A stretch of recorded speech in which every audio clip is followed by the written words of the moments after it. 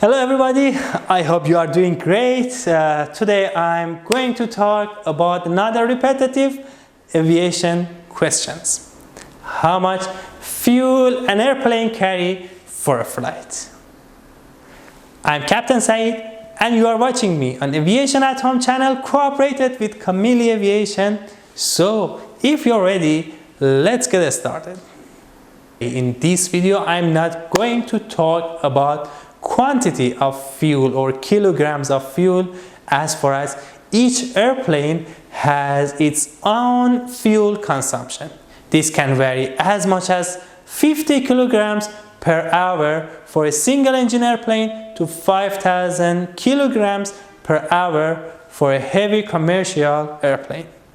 What I'm going to talk is about usable fuel to be on board for departure regarding to ICAO and EASA regulation. However, at the end of this training, you can calculate the mass of fuel for a specific flight by a specific airplane type by yourself.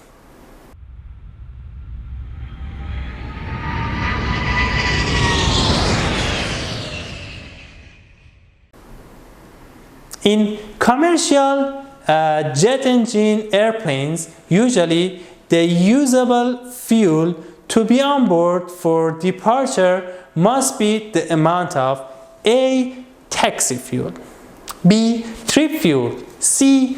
Contingency fuel, D. Alternate fuel, E. Final reserve fuel, F. Additional fuel if required, and G. Extra fuel if requested. Now, let's discuss about each of those items one by one and figure them out. Taxi fuel is the fuel used by airplane prior to takeoff and will normally include APU consumption, engine start, and taxi fuel. Taxi fuel is usually a fixed quantity for an average taxi duration. However, local conditions at the departure room, such as average taxi time, normal ground delays, and any anticipated de-icing delays should be taken into consideration and the taxi fuel adjusted accordingly. The trip fuel is the required fuel quantity from brake release on takeoff at the departure room to landing touchdown at the destination aerodrome. This quantity includes the fuel required for, I can say, takeoff, I can say climb to cruise level, flight in level cruise, including any planned step climb or step descent, flight from the beginning of the descent to beginning of the approach, and I can say approach fuel, and landing at the destination fuel. These are all included in this item of fuel. Let's talk about the next item, contingency fuel. Contingency fuel is the fuel carried to account for additional en route fuel consumption caused by wind, routing change, or ATM and CNS restrictions. According to ICAO Annex 6, the recommended minimum contingency fuel is greater of 5% of the trip fuel or 5 minutes holding fuel consumption at 1,500 feet above destination airfield elevation, computed based on calculated arrival weight actually. However, some regulators have eliminated the minimum time required and some have increased the recommended time interval in their national regulation as well. Some regulators also a low contingency fuel reduction to 3% of trip fuel, or I can say to a specific time increments when use of en route alternate and conditional upon demonstrated performance criteria from the operator. This is other object. I'm not going to talk about it. Let's go back to our discussion. Alternate fuel is the amount of fuel required from the missed approach point at the destination airdrome until landing at alternate airdrome.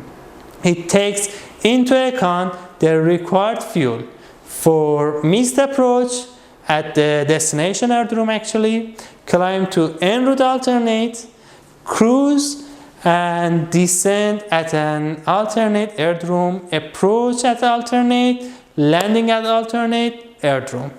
Sometimes we have 2 alternate airdromes in our flight plan.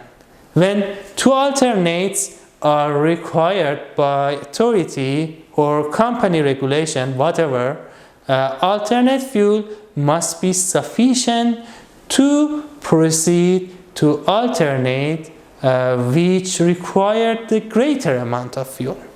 I'm not saying more distance. Usually, yes, that is more distance, but the sentence that I'm saying is alternate which required the greater amount of fuel.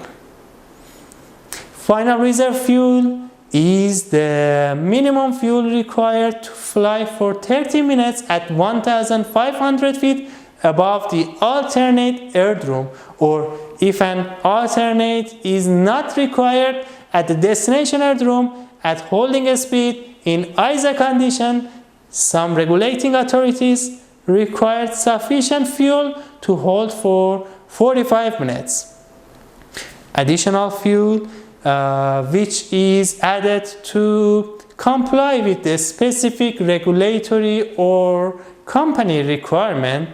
Example, I can say includes in ETOPS, I can say ETOPS fuel required for remote or isolated destination where no alternate is available, and fuel required to satisfy an minimum equipment list MEL item or configuration deviation list performance penalty or any other item which is given by the company usually or the authority. Extra fuel is the fuel added at the discretion of the pilot in command or dispatcher. So, an airplane for all flights should carry all mentioned fuel, even though it may consume some of it. For example, in a routine 1-hour flight, a Boeing 737-800 may carry as much as 5,000 kilograms fuel or more, but usually it consumes 3,500 kilograms fuel for that all amounts. For more information, I recommend you study ICAO Annex 6. Thank you for watching me on Aviation at Home channel. Do not forget to subscribe us. I will be back with another interesting subject in next Friday.